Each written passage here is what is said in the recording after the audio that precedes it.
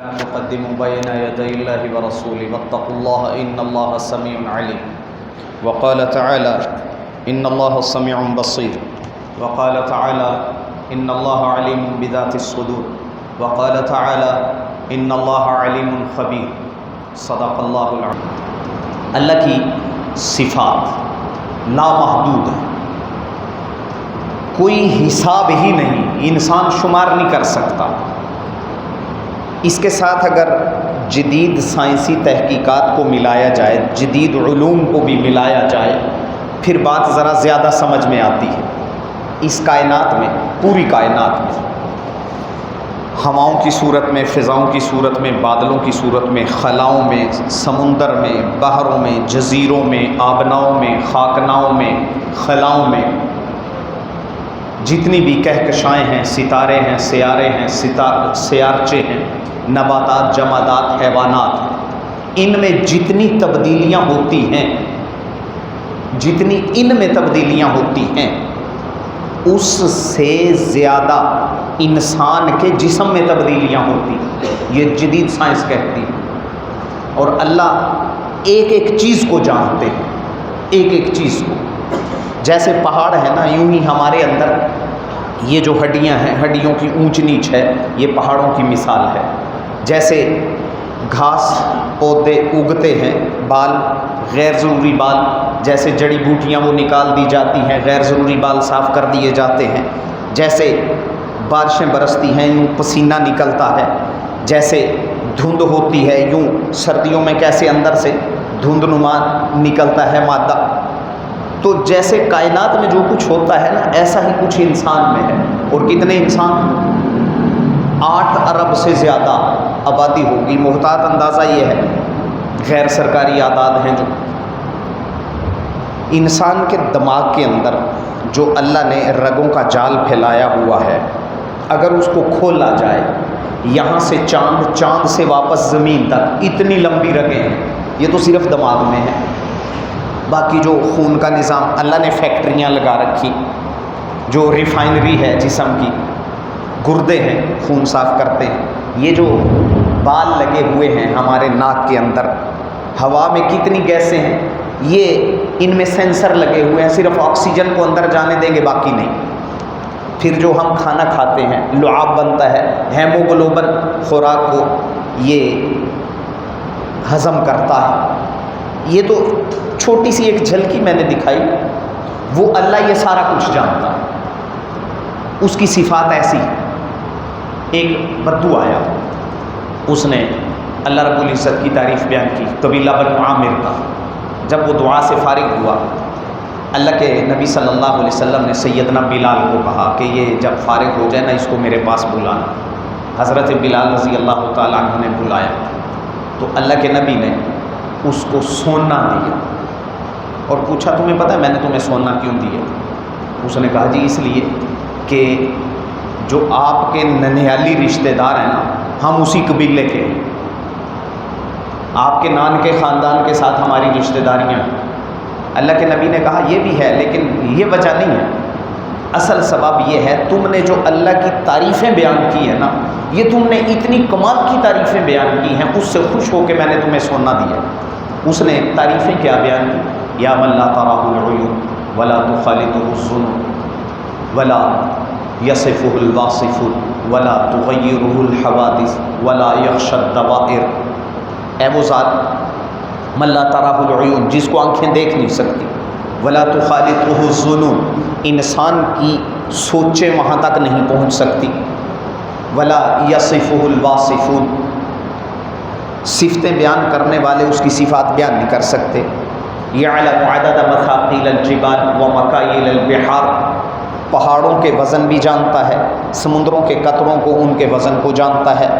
وعدد قطر الامطار، بارش کے قطروں کو جانتا ہے. لا تواری منہ سماء سماء، ایک آسمان وہ دوسرے آسمان کو اس سے چھپا نہیں سکتا. یہ کیوں کہا؟ ان کی جب گہرائی میں جائیں تو پھر انسان ہکا بکا رہ جاتا ہے. ایک آسمان سے دوسرے آسمان تک فاصلہ 500 سال کا. کون سے سال یہ نہیں پتا، لائٹ ایئرز ہیں یا کون سے ہیں. اور ایک آسمان کی موٹائی وہ 500 سال کے برابر ہے.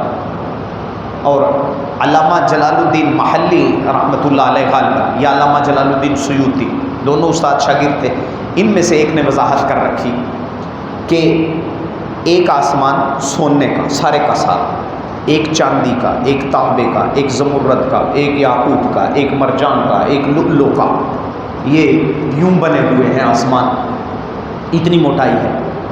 تو اتنی موٹائی میں بھی یہ چیزیں اللہ کے لیے رکاوٹ نہیں بنتی. وہ ہر چیز کو دیکھتا ہے، ہر چیز کو جانتا ہے. سمیع علیم ہے، سننے والا ہے، دیکھنے والا ہے. سمیع بصیر ہے، سننے والا ہے، علم والا ہے، جاننے والا ہے، دیکھنے والا ہے. علیم بذات الصدور ہے، جو سینوں کے اندر بھید ہے ان سب کو جانتا ہے. وَهُوَ مَعَكُمْ أَيْنَمَا تَكُونُوا، تم جہاں بھی ہو وہ تمہارے ساتھ ہے. اللہ رب العزت نے صدیق اکبر رضی اللہ تعالیٰ عنہ سے کیا کہا تھا کہ لا تحزن ان اللہ معنا، غم نہ کرو اللہ ہمارے ساتھ. موسیٰ علیہ السلام نے کیا کہا تھا؟ کلا ان معی ربی سیہدین، ہرگز نہیں، ایسا نہیں ہوگا کہ ہم ذلیل ہو جائیں، اللہ ہمارے ساتھ ہے. اب جو ان صفات میں کسی کو کہے کہ فلاں بھی جانتا ہے، چاہے نبی، چاہے غوث، چاہے قطب، چاہے ابدال، چاہے ولی، جو بھی ہو، چاہے نبی مکرم صلی اللہ علیہ وسلم کے بارے یہ عقیدہ رکھے، شرک ہے، شرک ہے.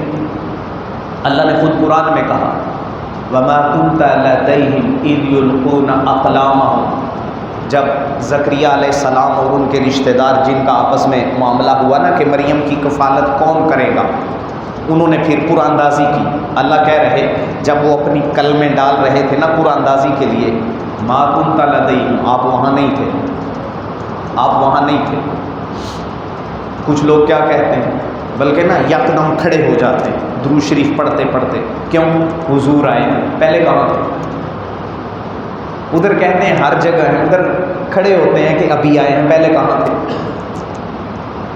اللہ کے نبی صلی اللہ علیہ وسلم نے اگر ہجرت کی مکے سے مدینہ، اگر پہلے سے مدینہ میں موجود تھے، حاضر تھے، ناظر تھے، پھر ہجرت کی کیا ضرورت؟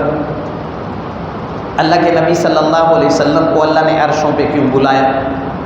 سوال ہے نا. تو یہ شرک، یہ شرک، اس کے شرک ہونے میں کوئی شک و شبہ نہیں ہے.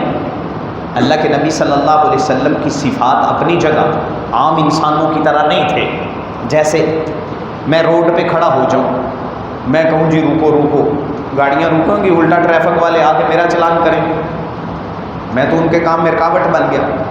لیکن اگر ایک وردی والا یوں اشارہ کر دے، مجھ میں اور وردی والے میں فرق ہو گیا. کچھ لوگ یہ کہتے ہیں کہ اللہ کے نبی صلی اللہ علیہ وسلم عام انسانوں کی طرح نہیں تھے. تو کون کہتا ہے عام انسانوں کی طرح تھے؟ وہ تو اللہ کے نبی تھے. ہاں باقی حیت میں قل انما انا بشر مثلکم، قرآن کا ترجمہ، بشر ہوں مثلکم، تمہاری مثل. کوئی اس میں راکٹ سائنس نہیں ہے کہ اس کو سمجھنے کی کوشش کرے. لہٰذا جو اللہ کی صفات ہیں ان صفات کو کسی اور میں ثابت کرنا یہ شرک ہے. ہاں جس کی جو صفات ہیں ان کو انہی صفات کے ساتھ ماننا یہ علم ہے، ماننا چاہیے، لیکن اللہ کے ساتھ شریک نہیں ٹھہرانا چاہیے. اللہ کے ساتھ شریک ٹھہرا دیا سراسر شرک ہے، اس میں کوئی شک و شبہ نہیں.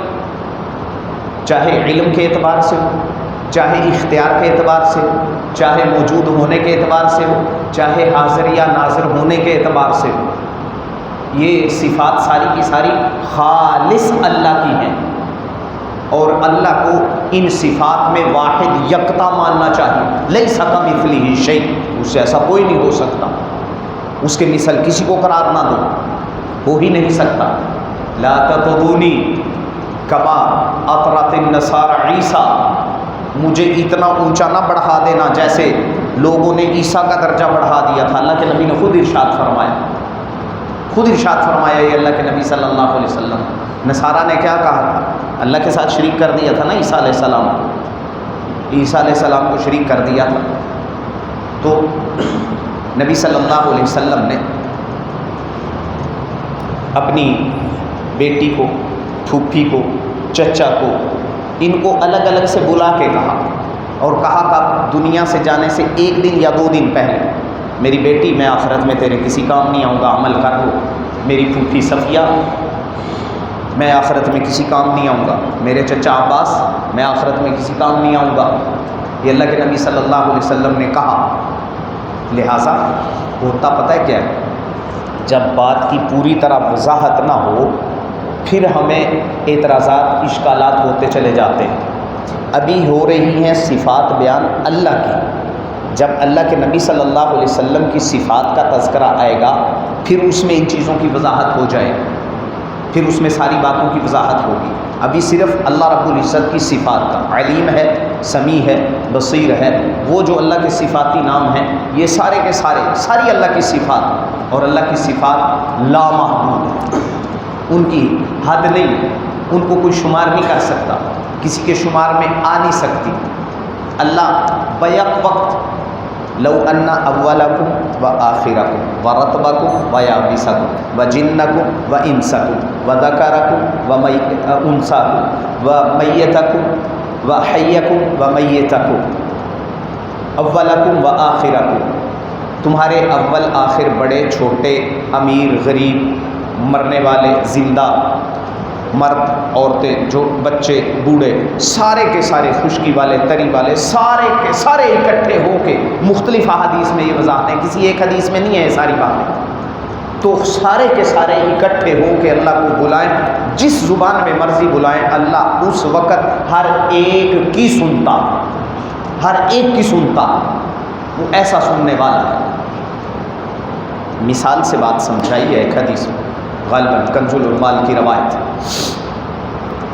انتہائی خوفناک طوفان، گرج چمک، کڑک یا اندھیرا چھایا ہوا، کالے بادل، کالا پہاڑ، کالے پہاڑ پہ اتنے طوفان کے اندر ایک کالی چیونٹی چل رہی ہے، اس کے چلنے سے جو نشان بنتا ہے، اس کے چلنے سے جو آواز پیدا ہوتی ہے، اللہ وہ نشان بھی دیکھتا ہے، وہ آواز بھی سنتا ہے. اللہ ایسا سننے والا ہے. یہ یقین رکھنا، یہ عقائد میں سے ہے، یہ عقائد میں سے ہے.